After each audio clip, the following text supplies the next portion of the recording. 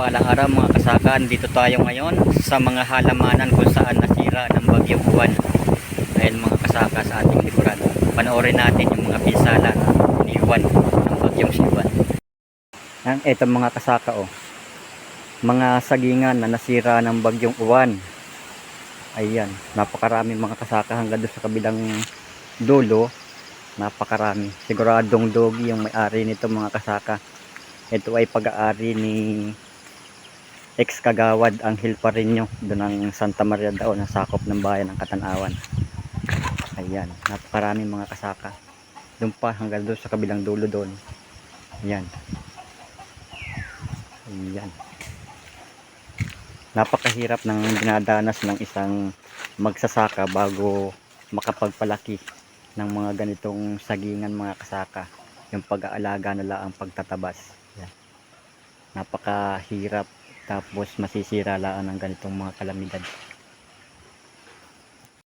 Yan, mga nagkalat ng nyog ang mga iniwan ng bagyo na si Juan. Yan, marami pa yan mga kasaka doon sa bandang kabila doon. Lumapa rin yung nandun mga kasaka, yung bahay doon sa babang yan.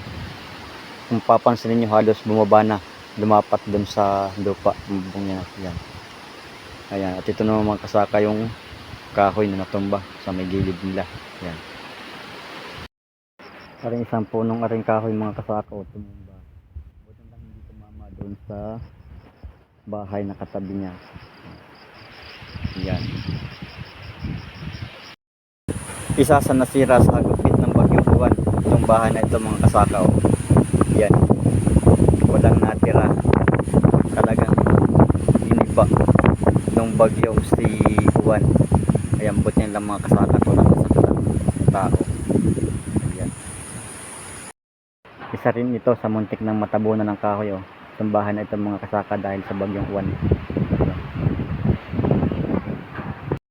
Ayan, aring bahay na rin mga kasaka halos nasira na.